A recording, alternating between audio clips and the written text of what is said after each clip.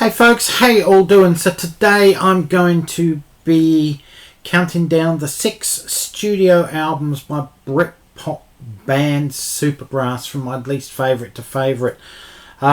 Before I start, I just want to say I do own all their albums obviously because I'm doing the ranking, but I'm not a die-hard fan by any means. I'm just a casual fan who happens to own all their albums and has decided to rank them from least favourite to favourite. There's not an album of theirs I don't like. So for starters, I do like all their albums, which is why I intended to do this rankings video. I've watched a couple on the internet. There's lots of different variants of what people think of Supergrass and which albums they like best, etc, etc. But generally in 6th spot, everyone seems to have Diamond Hoo Ha, their 6th studio album. This was released, 6th and final studio album. This was released in 2008. It's a good album. There's nothing really wrong with it. But musically, it is light years away from the Supergrass of previous albums. It's almost totally a 70s retro glam rock type album. Nothing wrong with that at all. They've done that on several of their albums previously, one or two sort of almost glam rock type songs, so that's not a problem. I don't have a problem with that.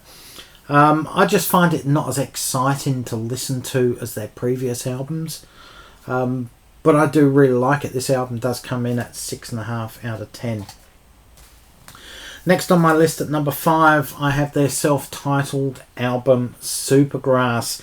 This was their 3rd album and it was released in 1999. It just sounds sort of like they lost their way after their first 2 albums with this one. You know, those 2 albums were so good that it just sounds like they didn't know where to go from there or how to progress musically, so they basically seemed, to me anyway, on this album to rehash the sounds of their first 2 albums. I'm not saying that in a negative way. They didn't know where to go, so they did what they were familiar doing, and there's nothing wrong with that neither. There's just nothing earth-shattering on this album as there was on their first 2 albums. It's a steady album. There's nothing really wrong with it. And this one comes in at 7 out of 10. Number 4 on my list, I have Life on Other Planets. This was released in 2002 and was their 4th studio album. This album could have been really anywhere in the top 4 for me. Well, 4th, 3rd or 2nd. It was never going to be top, but it could have been in any one of those positions. It just happens to, on the last couple of days where I've listened to it again, this is just where it fell. There's Britpop on it. There's some glam rock elements, which I mentioned about Diamond Hoo Ha. And a hell of a lot of classic riffs. There's a lot of solid classic riffs and chorus hooks on this album. It's probably their most commercial sounding album. Dare I say Supergrass commercial. Some great synth work on here too. Which I'm not a fan of synthesizers and synth work, but it really comes to the fore on this album. It really works well with the tracks that they've got. This one comes in at 9 out of 10. Number 3 for me, I've got their 5th studio album, Road to Ruin. This was released in 2005. This was actually the first Supergrass album I owned. So without this album, I'm loving this album so much, I probably would have never gone back to listen or to buy any of their others. So I'm eternally grateful for this album. Sure, it's not as good as what's number 1 and 2 on the list, but it's excellent album. It's rocky. There's some jazz elements to this one as well. It's Britpop. It's also glam rock in places as well. It's got all those elements and it's everything that Supergrass are good at. But there's not enough of anything to overwhelm the album to say, oh, it's a this album or a that sounding album. It's just just enough of everything just to change up the tempo and the vibe of the album, and that's what I really like about it. Tales of Endurance parts 4, 5 and 6, the opening track, absolute brilliance. It's probably my favourite track of theirs of all time, apart from their signature tune, which I'll get to shortly. Again, brilliant, 9 out of 10 for me. At number 2 on my list, fans are going to know exactly what the last 2 albums are, and it's no surprise to most people, I guess. At number 2 on my list, I have In It For The Money. It's their second album, and it was released in 1997.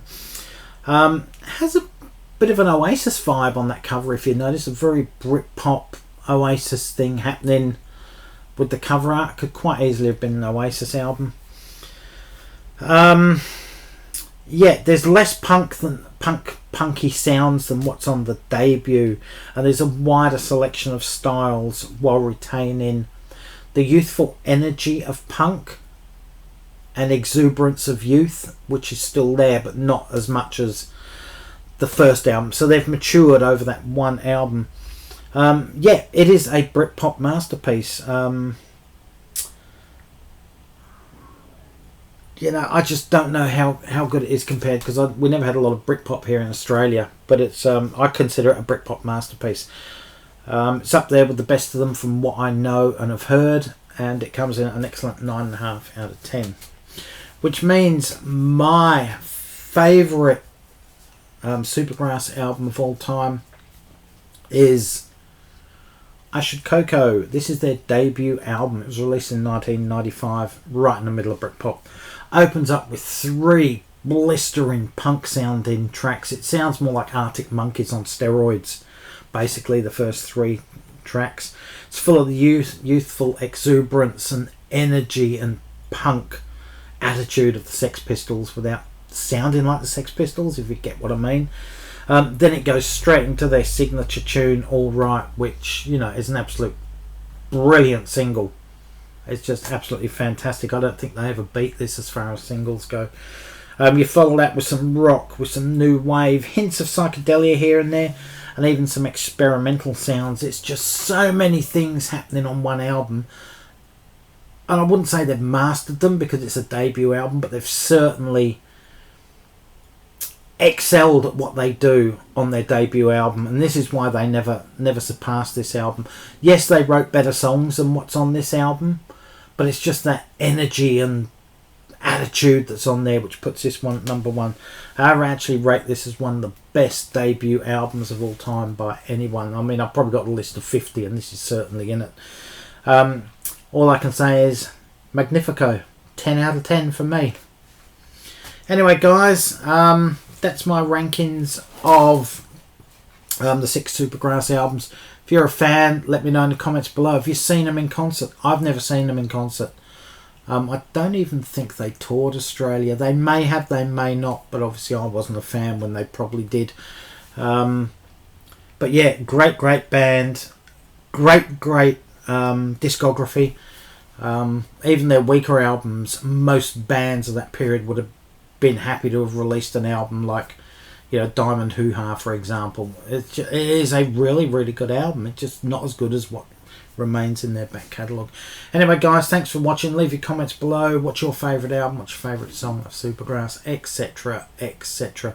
How does a studio album rank up against other albums of the Britpop era? The same with their second album, this one here. How does that rank alongside other Britpop albums? I'm not saying Oasis and Blur, I'm saying other bands. I know Oasis and Blur quite well. Anyway guys, thanks for watching. Stay safe, take care. All for now. Catch you around the next video folks. Bye.